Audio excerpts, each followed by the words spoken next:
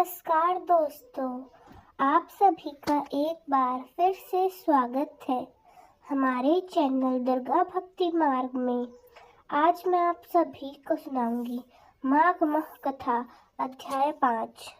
आज का अध्याय शुरू करने से पहले आपको सुनाते हैं ठाकुर जी के एक भक्त नामदेव जी की कहानी। एक बार नामदेव जी ठाकुर जी के दर्शन करने गए। उन्होंने सोचा मंदिर में भीड़ बहुत है और पादुका बड़ी ही मुश्किल से मिली है। वह बहुत दैन्य और गरीब थे। उन्होंने एक कपड़े में पादुका को लपेटकर अपनी कमर पर बांध लिया।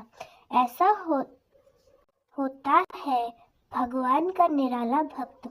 उन्होंने बादशाह से कुछ नहीं चाहिए था, लेकिन वह अपनी पादुका से आसक्त हो गए।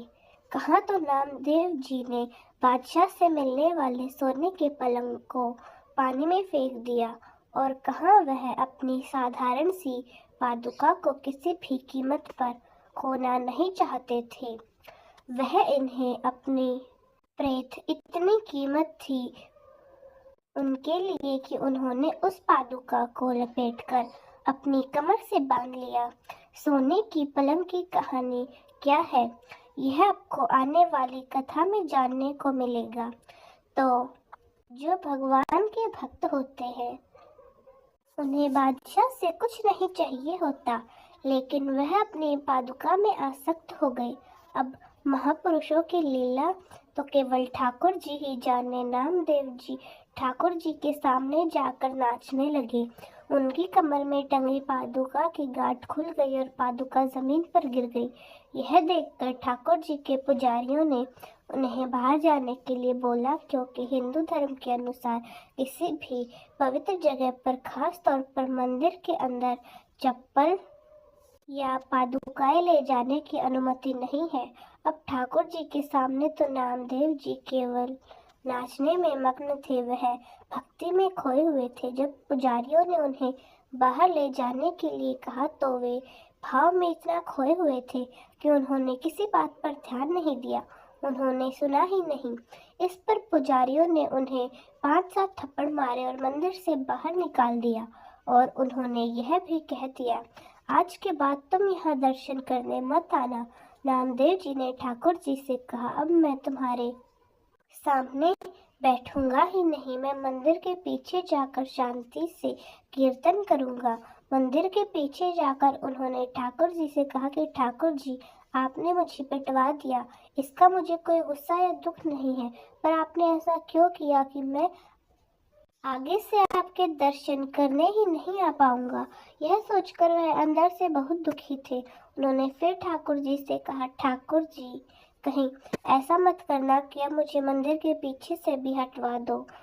मैं अब तुम्हारे सामने नहीं आऊंगा, मैं तुम्हारे सामने खड़े होकर कभी नृत्य नहीं करूंगा, लेकिन मैं तुम्हारे पीठ के पीछे तुम्हारा ध्यान करूंगा। उसी समय कबीरदास जी वहां आए और बोले कि भगवान के यहाँ हम जैसे गरीबों की कदर ही नहीं। अब ठाकुर जी भी बदल गए हैं, चलो यहाँ से चलते हैं। अब तो ठाकुर जी डर गए, सोचने लगे कि मेरे प्रिय भक्त मुझे छोड़ के जाने वाले हैं। तो डर के मारे वो झट से उनके सामने प्रकट हो गए और फिर से बोले, मुझे छोड़कर आप दोनों मत जाओ। ऐसा कहकर भगवान ने मंदिर का मुंह घुमा दिया। पीछे वाला द्वार आगे की तरफ हो गया और आगे वाला द्वार पीछे की तरफ हो गया। इसी तरह की लीलाएं करते हैं ठाकुर जी अपने भक्तों के साथ। एक बार नामदेव जी एकांत में भजन कर रहे थे। उनके घर में आग लग गई और यह सूचना उन्हें देने के लिए कुछ लोग वहां पर आए। जिस एकांत में वह बैठे हुए थे, लोगों ने उनकी सहायता करने के लिए जो सामान बच सकता था उसे बाहर निकाल कर रख दिया। जब नामदेव जी अपने घर पहुंचे तो उन्होंने सोचा कि आग में भी तो मेरे प्रभु ही हैं। उन्होंने पड़ोसियों से कहा कि हमारे प्रभु पधारे हैं और आप उनका भोग छीन रहे हैं। ऐसा कहकर उन्होंने जो सामान बचा था आग में जलने से वह सामान उठाकर आग में फेंक दिया। लोगों ने सोचा कि अब इसकी कोई मदद नहीं करेगा, इसको ठंड में रात भर बाहर ही रहने दो।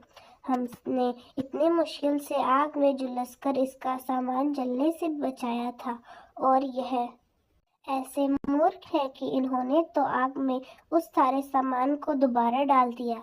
अब उन्हें क्या पता कि प्रभु जिसके प्रीतम है उसके लिए कुछ भी दुर्लभ नहीं है, और वह तो निश्चिंत होकर उसी खाक की ताप पर लेट गए। प्रभु ने नामदेव जी के लिए एक नई कुटिया बना दी। सबसे सुंदर और सुगंधित सामग्री से उसकी कुटिया बनी, यहाँ तक कि स्वयं रुक्मिणी जी ने उसकी कुटिया बनाने में सजाने में सहायता की। उस कुटिया से एक देवी सुगंध आ रही थी, जिससे पूरे गांव के लोग वहां इकट्ठा हो गए। अब गांव वाले नामदेव जी से पूछने लगे, कितने रुपए लगे ऐसी कुटिया बनाने में? हम सब भी बनवाना चाहते हैं। रामदेव जी ने कहा, बहुत महंगी है। अपने अपने घर से बाहर निकलकर हर चीज को आग लगा दो और अपने जले हुए घर के बाहर कीर्तन करो, फिर हमारा मालिक स्वयं मुफ्त में आकर तुम्हारी कुटिया बना देगा, जिससे वैराग्य रूपी अग्नि में अपनी ममता को स्वाह कर दो। जिसने अपना सब कुछ प्रभु के चरणों में समर्पित कर दिया, प्रभु उसकी फिर जिम्मेदारी स्वयं लेते हैं, अपने ऊपर ले लेते हैं। यह सुनते ही गांव वाले पीछे हट गए। अब भला कौन अपना घर क्यों हाथ से ही जलाना चाहेगा? और फिर सबने नामदेव जी के चरणों में प्रणाम किया। तो ऐसे थे भगवान के भक्त नामदेव जी। इनकी कथाएं आपको आगे भी सुनने को मिलेंगी। अगर यह कथा अच्छी लगी हो तो कमेंट्स में जरूर बताएं। अब सुनिए आज का अध्याय। यमदूत विकुंडल को बताते हुए आगे कहते हैं कि मध्याह्न के समय आया हुआ अतिथि, मूर्ख, पंडित, वेद पाठी या पापी कोई भी हो, वह ब्रह्मा के समान होता है, जो रात के थके हुए भी भूखे ब्राह्मण को जल अन्न देता है। मध्याह्न के समय जिसके घर आया हुआ अतिथि कभी निराश नहीं जाता, इसलिए अतिथियों की सेवा करने वाला हमेशा स्वर्ग लोक को ही जाता है। अतिथि के बराबर कोई धन संपत्ति और हित नहीं है। बहुत से राजा और मुनि अतिथि सत्कार से ही ब्रह्मलोक को प्राप्त हुए हैं। विकुंडल, जो एक समय आलस्य से भी अतिथि को भोजन करा दे, वह कभी यम के द्वार नहीं देखता।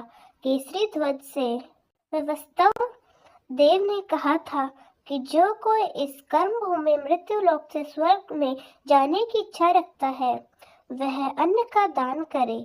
तब यमदूत कहता है कि यम कहते हैं, अन्न के बराबर दूसरा और कोई दान नहीं है। जो गर्मियों में जल, सर्दी में ईंधन और सदैव अन्न का दान करते हैं, वह कभी यम के दुख नहीं उठाते। जो अपने किए हुए पापों का प्रायश्चित करते हैं, वे नरक को नहीं देखते, या प्रायश्चित ना करने वाला मनुष्य नरक में अवश्य ही जाता है।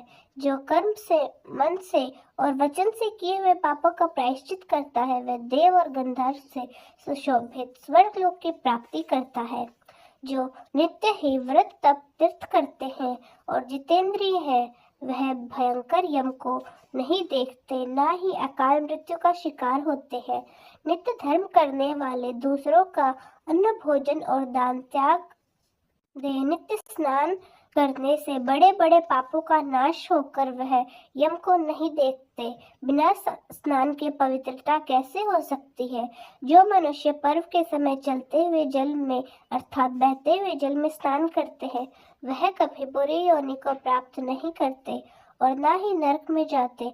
माघ माह में प्रातः स्नान करने वाले मनुष्य को नियम पूर्वक तिल पात्र और तिल कमल का दान करना चाहिए। यमदूत आगे कहते हैं कि वे विकुल, पृथ्वी, सोना, गाय आदि परम दान करने वाले स्वर्ग से नहीं लौटते। बुद्धिमान पुण्य तिथियों, व्यतिपात, संक्रांति आदि के दिन थोड़ा सा भी दान करके बुरी गति को प्राप्त नहीं होता। सत्यवादी, मौन रहने वाला, मीठा बोलने वाला, समाशील, नीतिवान, किसी की निंदा न करने वाला, सब प्राणियों पर दया करने वाला, पराये धन को तण के समान समझने वाला मनुष्य कभी नरक नहीं भोगता। यमदूत कहने लगे, हे विकुंडल, एक बार भी गंगा जी में स्नान करने से मनुष्य के सभी पापों से छूटकर अत्यंत शुद्ध हो जाते हैं। जो मनुष्य गंगा जी को दूसरे तीर्थ स्थानों के समान समझता है वह अवश्य नरक में जाता है। भगवान के चरणों से उत्पन्न हुई गंगा जी के पवित्र जल को श्री शंकर जी अपने मस्तक पर धारण करते हैं। वह ब्रह्मा जी जो संदेह रहित प्रकृति से अलग अलग और निर्गुण है, ब्रह्मांड में उनकी समानता किससे हो सकती है। गंगा जी का नाम हजारों योजन दूर से ही लेने वाला कभी नरक में नहीं जाता। इसलिए मनुष्य को अवश्य में गंगा जी में एक बार अपने जीवन में कम से कम स्नान जरूर करना चाहिए। हे विकुंडल, जो ब्राह्मण दान लेने का अधिकारी होकर भी दान नहीं लेता, वह आकाश के नक्षत्रों में चंद्रमा के समान है, जो कीचड़ से गायों को निकालता है, जो रोगी की रक्षा करता है या गौशाला में मरता है, वह आकाश में तारा बन जाता है। प्राणायाम करने वाले मनुष्य सदैव उत्तम गति को प्राप्त होते हैं। प्रातःकाल स्नान के पश्चात जो 16 प्राणायाम करते हैं वह घोर पापों से बच जाते हैं। इसके अलावा जो पराई स्त्री को माता के समान मानते हैं वे कभी यम की यातना को नहीं भुगते। जो मन में किसी कभी भी स्त्री का चिंतन नहीं करते वे दोनों लोकों को अधीन कर लेते हैं। जो पराये धन को मिट्टी के समान समझते हैं वह स्वर्ग में जाते हैं।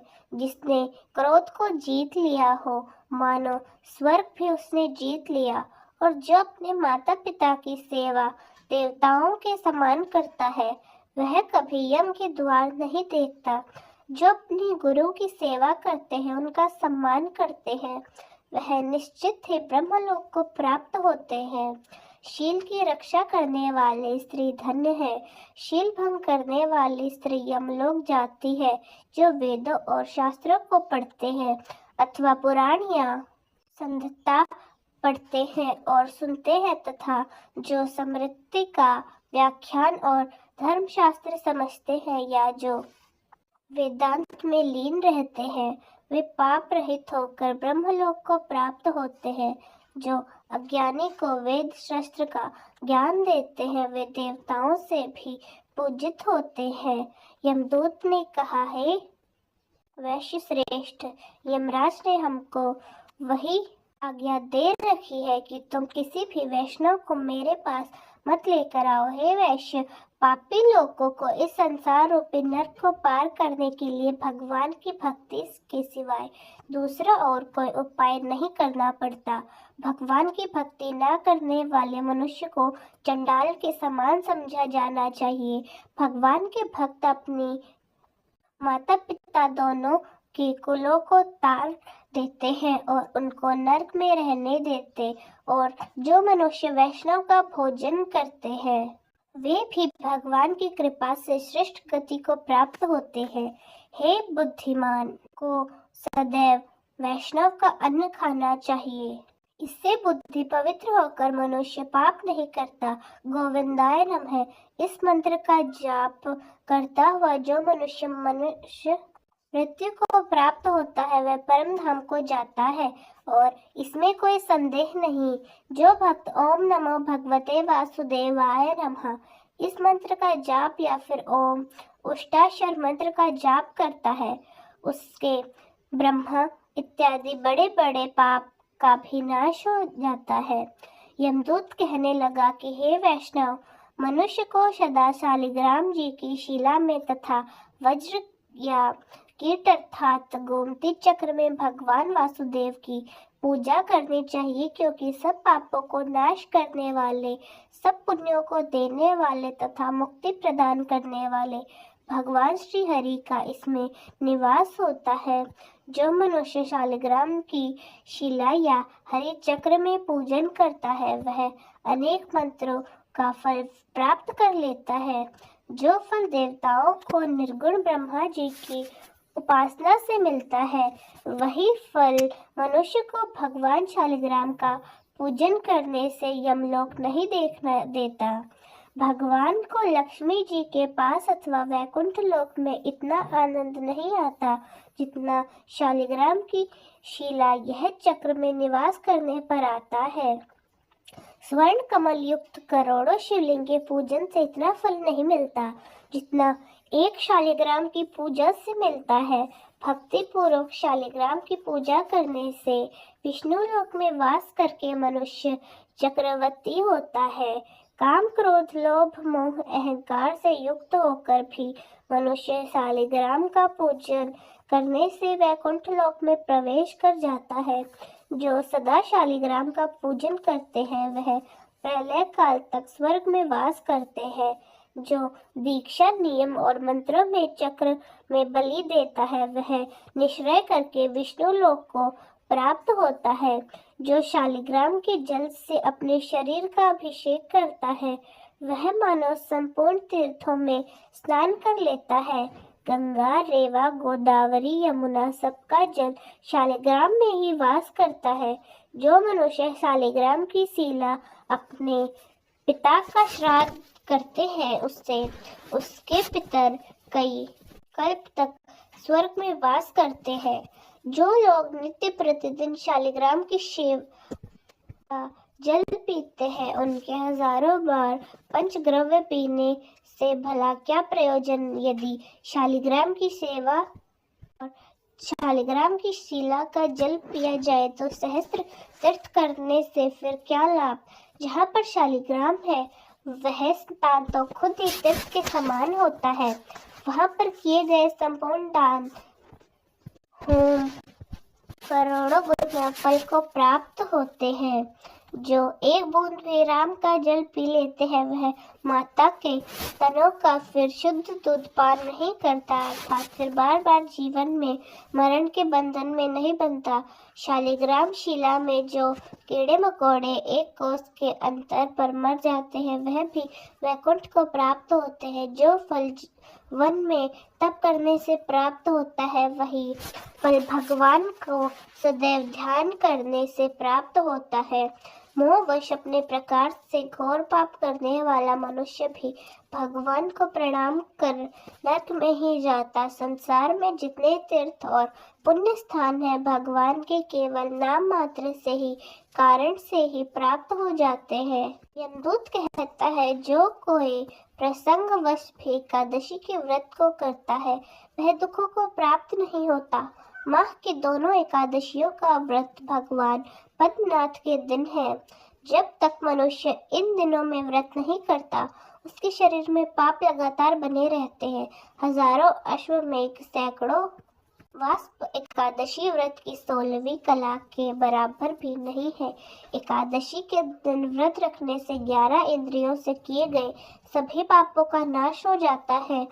गंगा जी गया काशी पुष्कर कुरुक्षेत्र यमुना चंद्रभागा कोई भी एकादशी के तुल्य नहीं है। इस दिन व्रत करके मनुष्य अन्यास वैकुंठ को प्राप्त कर लेता है। एकादशी को व्रत और रात्रि जागरण करने से माता पिता और स्त्री के कुल की 101 पीढ़ियां उद्धार पा जाती है और वह पीताम्बरधारी होकर भगवान के समीप रहने लगते हैं। बाल युवा वृद्ध और पापी भी व्रत करने से नरक नहीं जाते। यमदूत कहता है हे वैश्य मैं सूक्ष्म में तुमसे नरक से बचने का धर्म कहता हूँ। मन कर्म वचन और वाणी से मात्र का द्रोह न करना, इंद्रियों को वश में रखना, दान देना, भगवान की सेवा करना, नियम पूर्वक श्रम धर्म का पालन करना, इन कर्मों के करने से मनुष्य सदा नरक में जाने से बचा रहता है। स्वर्ग प्राप्त करने की इच्छा से मनुष्य यदि गरीब हो तब भी जूते छतरी अन्न जल कुछ न कुछ तो दान में अवश्य देना होता है। दान देने वाला मनुष्य कभी भी यम की यातना नहीं भोगता, साथ ही दीर्घायु, धनी और निरोगी भी होता है। बहुत कहने से ही क्या अधर्म से ही मनुष्य बुरी गति को प्राप्त होता है। हे विकुंडल, मनुष्य सदैव धर्म के कार्यों से ही स्वर्ग प्राप्त कर सकता है, इसलिए बचपन से ही धर्म के कार्यों का अभ्यास करना चाहिए। विकुंडल कहने लगा, हे यमदूत, तुम्हारे वचनों से मेरा मन अति प्रसन्न हुआ, क्योंकि सज्जनों के वचन सदैव गंगाजल के सदृश पापों का नाश करने वाले होते हैं। उपकार करना और मीठा बोलना तो सज्जनों का स्वभाव ही होता है, जैसे अमृत मंडल चंद्रमा को भी ठंडा कर देता है। अब कृपा करके यह भी बताए कि किस प्रकार मेरे भाई का नरक से उद्धार हो सकता है। विकुंडल की बात सुनकर दूत कुछ देर तक ज्ञान दृष्टि से विचार करने के बाद मित्रता रूपी रस्सी से बंधकर बोला, हे विकुंडल, यदि तुम अपने भाई के लिए स्वर्ग की कामना करते हो तो जल्द ही अपने 8 जन्म के पुण्य फल को उसके नियमित अर्पण कर दो। तब विकुंडल कहने लगा, हे दूत, वह पुण्य क्या है और मैंने कौन से जन्म में और कैसे किया है, सो सब कुछ बतलाओ, फिर मैं अपने पुण्य अपने भाई को अर्पित कर दूंगा। विकुंडल की बात सुनकर दूत कहने लगे कि हे वैश्य, सुनो, मैं तुम्हारे पूर्व जन्म की सब कथा कहता हूँ। पूर्व काल में वधुवन में शालक नाम के एक ऋषि थे। वह बड़े तपेश्वरी ब्रह्मा के समान तेज वाले थे।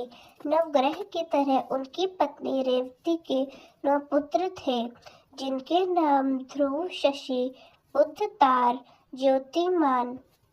इन पांचों ने तो गृहस्थाश्रम धारण किया तथा निर्मोही, जीतमय, ध्याननिष्ठ और गुणात्मक। इन चारों ने संन्यास ग्रहण करके वन में रहने का निश्चय किया। यह शिखा सूत्र से रहित पत्थर और सोने को एक समान समझते थे। जो कोई इच्छा या बुरा उनको अन्न देता वही खा लेते और कैसा भी कपड़ा देता उसे ही पहन लेते थे। सदैव ब्रह्मा जी के ध्यान में ही लगे रहते।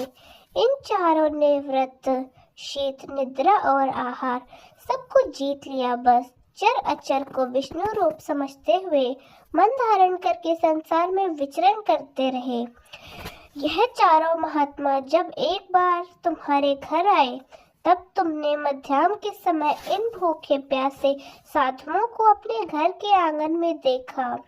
तुमने गदगद कंठ से आंखों में आंसू भरकर इनको नमस्कार करके इनका बड़ा सम्मान किया। इनके चरणों को धोकर तुमने बड़े प्रेम से इनके चरणों को पूछा और फिर इन सभी से पूछा कि आज मेरे अहोभाग्य है, आज मेरा जन्म सफल हुआ, मुझ पर भगवान प्रसन्न हुए। मैं सनातन माता पिता पत्नी पुत्र गौ आदि सभी धन्य हो गए। मैंने हरि के समान आपके दर्शन कर लिए हैं। सो हे वैश्य, इस प्रकार तुमने श्रद्धा से उनका पूजन किया और चरण धोकर जल को मस्तक से लगा लिया। फिर विधि पूर्वक इनका पूजन करके तुम इन सन्यासियों को भी भोजन कराने लगे। इन सन्यासियों ने भोजन ग्रहण करके रात को तुम्हारे ही घर में विश्राम किया और फिर ब्रह्मा के ध्यान में लीन हो गए। इन सन्यासियों ने तुम्हें बहुत आशीर्वाद दिया और इन सन्यासियों के सत्कार से जो पुण्य तुम्हें मिला सो मैं भी कहने में असमर्थ हूँ, क्योंकि सब भूतों में प्राणी ही श्रेष्ठ होता है। प्राणियों में बुद्धि वाले मनुष्य में ब्राह्मण, विद्वानों में पुण्यात्मा और पुण्यात्मा में ब्रह्म ज्ञानी सर्वश्रेष्ठ होते हैं। ऐसे ही उनकी संगति से बड़े बड़े पाप भी नष्ट हो जाते हैं। और यह पुण्य तुमने अपने पहले 8वें जन्म में किए थे। तो यदि तुम अपने भाई को नरक से मुक्ति दिलाना चाहते हो तो यह पुण्य अपने भाई को दे दो।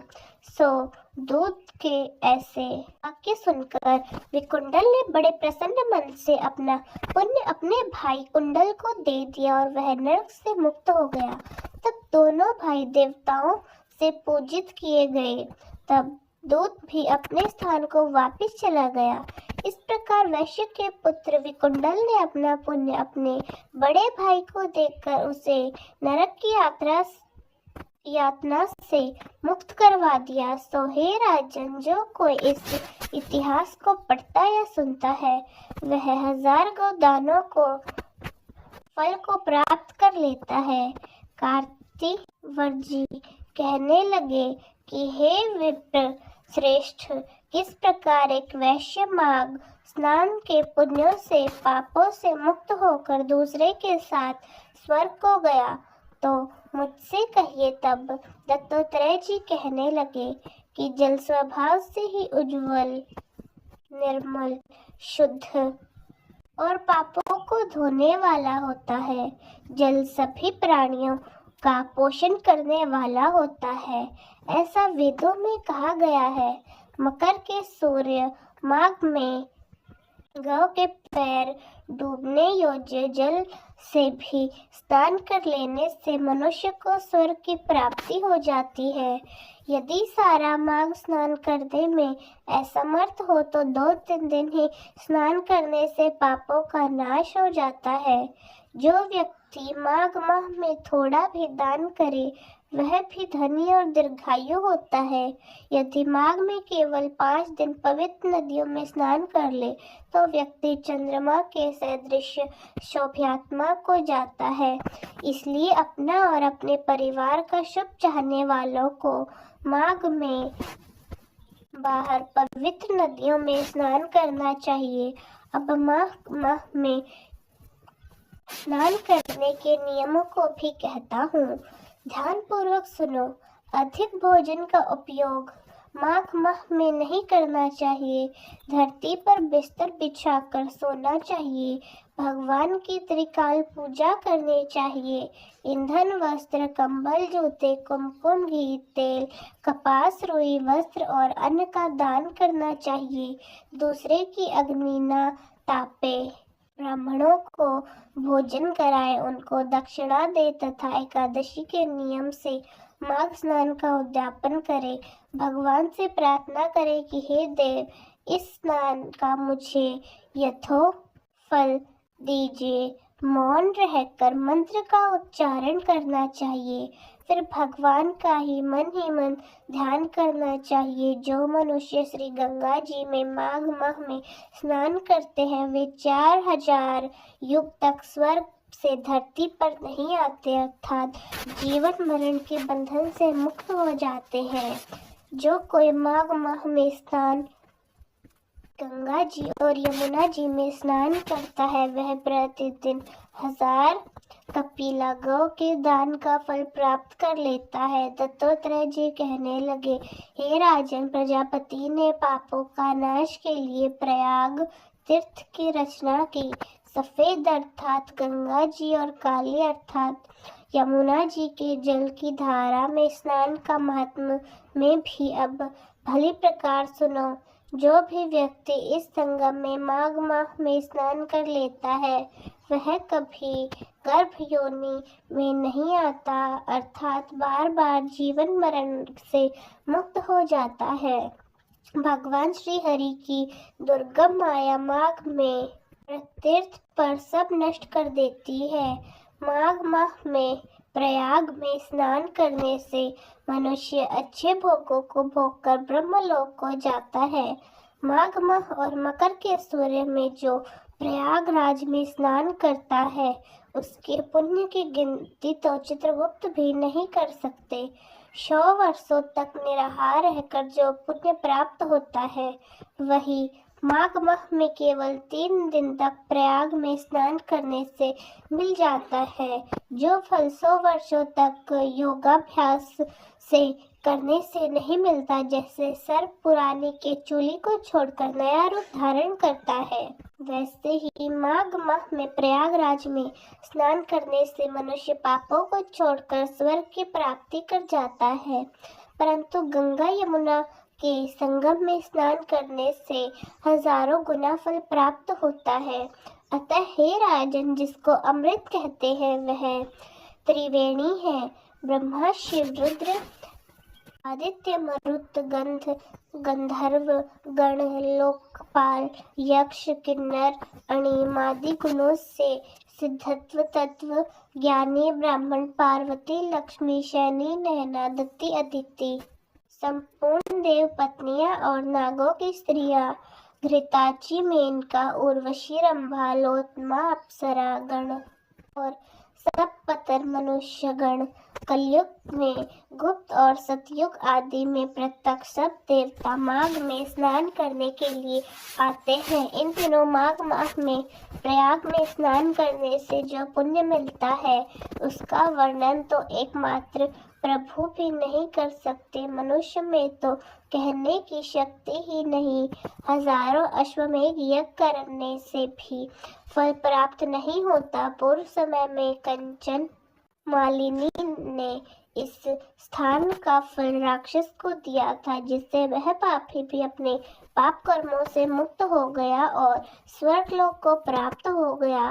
कार्तिवन कहने लगा, हे भगवान, वह राक्षस कौन था और कांचन मालिनी कौन थी? उसने अपना धर्म क्यों और कैसे दिया? उसका साथ कैसे हुआ? हे ईश्वर, अत्रि ऋषि की संतानों के सूर्य कथा सुनकर कृपा मेरा कौतूहल दूर कीजिए। तब दत्तात्रेय जी कहने लगे, हे राजन, इस पुरातन विचित्र इतिहास को सुनो। कांचन मालिनी नाम की एक सुंदर अप्सरा जो माघ माह में स्नान प्रयाग में करती थी, कैलाश पर जा रही थी। तब उसको मार्ग में जाते हुए हिमालय के कुंज से एक धीर राक्षस ने देखा। उस सोने जैसे तेज वाली, सुंदर कटी वाली, बड़े बड़े नेत्रों वाली, चंद्रमुखी सुंदर केश, अपने उधर वाली सुंदर अप्सरा को देखकर राक्षस ने कहा, हे सुंदरी कमल नयनी, तुम कौन हो और कहाँ से आ रही हो? तुम्हारे वस्त्र और वेणी भीगी हुई क्यों है? तुम आकाश मार्ग से कहाँ जाती हो और किस पुण्य के प्रताप से तुम्हारा शरीर ऐसा तेजस्वी है और रूप ऐसा मनोहर है? तुम गीले वस्त्र से मेरे मस्तिष्क पर गिरे हुए एक बूंद जल से मेरे क्रूर मन को एकदम शांति प्राप्त हो गई। इसका क्या कारण है? तुम बड़ी शीलवन होती हो, कृपा इसका कारण मुझे कहो। तब अप्सरा ने कहा, हे राक्षस सुनो, मैं काम रूपिणी अप्सरा हूँ। मैं प्रयाग में संगम में स्नान करके आ रही हूँ, इसी कारण मेरे वस्त्र भीगे हुए हैं। अब मैं स्नान करने के बाद कैलाश पर जा रही हूँ। श्री शंकर जी वहाँ पर निवास करते हैं। त्रिवेणी के जल से मेरी सब क्रूरता दूर हो गई, जिसके पुण्य प्रभाव से मैं इतनी सुंदर हूँ और पार्वती जी की प्रिय सखी हो गई हूँ। जो आश्चर्य देने वाला उदाहरण मुझसे श्री ब्रह्मा जी ने कहा, अब वो मैं तुम्हें कहती हूँ, ध्यान से सुनो। मैं कलिंग देश के राजा की वैश्य रूपी लावण्य और सुंदरता में अपूर्व थी। मेरी सुंदरता पर सारा नगर मोहित था। मैंने अनेक प्रकार के भोग भोगे, अनेक प्रकार के वस्त्र और आभूषण की मेरे घर में कोई कमी नहीं थी। कई कामी पुरुष आपस में ही स्पर्धा से मृत्यु को प्राप्त हो गई। इसी तरह उस नगर में बड़ी सुंदरता से यवन व्यतीत हुआ और मैं वृद्धावस्था को प्राप्त हो गई। तब मेरे मन में एक विचार उत्पन्न हुआ कि मैंने अपनी सारी उम्र पापों में ही बिता दी। धर्म का तो कोई कार्य, दान, तप, यज्ञ आदि कुछ नहीं किया। कभी शिव जी, कभी दुर्गा जी, पार्वती जी, किसी देवी देवता की आराधना नहीं की, ना कभी विष्णु का पूजन किया, ना कभी लक्ष्मी देवी का पूजन किया। इस प्रकार अशांत मन से मैंने एक ब्राह्मण की शरण ली, जो कि वेदों के ज्ञाता और ब्रह्मनिष्ठ थे। मैंने उनसे पूछा, हे ब्राह्मण देवता, मेरा विस्तार किस प्रकार हो सकता है? महाराज, साधु सज्जन अच्छे और बुरे सभी पर दया करते, इसलिए मुझ दीन पर भी कृपा करके मुझ कीचड़ में डूबी हुई को पकड़कर उबार लीजिए। क्षीर सागर में क्या हंस को ही दूध देता है, बलक को नहीं देता?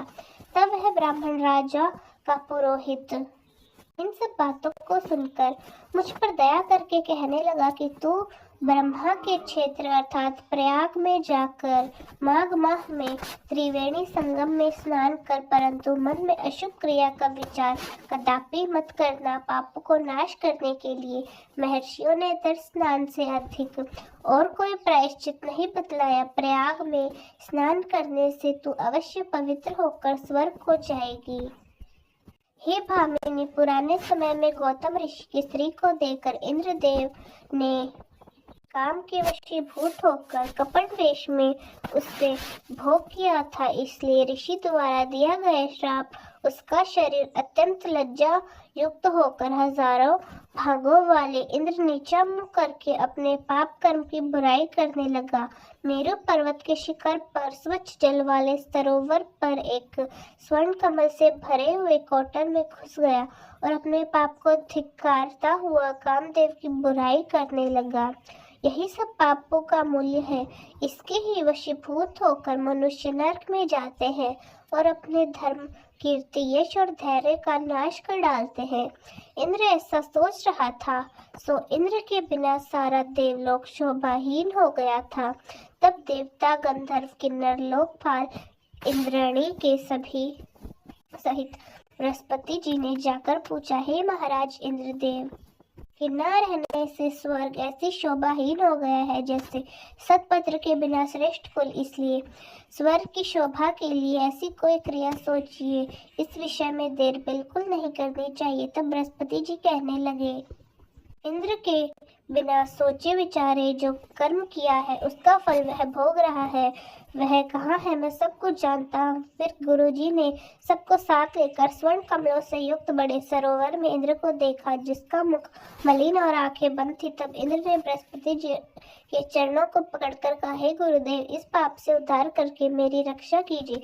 तब बृहस्पति जी कहने लगे कि प्रयाग में स्नान करने से ही तुम्हारे सारे पाप नष्ट हो जाएंगे। प्रयाग एक ऐसा पवित्र स्थान है जहाँ स्नान करने से सबके पाप मुक्त हो जाते हैं। तब इंद्र सहित सभी ने प्रयाग में जाकर संगम में स्नान किया। त्रिवेणी स्नान से इंद्र पाप मुक्त हो गए। तब बृहस्पति जी ने इंद्र को वरदान दिया, तुम्हारे शरीर में जितने भग हैं सब नेत्र हो जाए। तब इंद्रदेव भगवान ब्राह्मण के वर से हजारों नेत्रों से ऐसे सुशोभित हुए जैसे मानसरोवर में कमल का फूल शोभान होता है। तो दोस्तों, कैसे लगा आपको हमारे अध्याय की कथा? कमेंट्स में जरूर बताएं।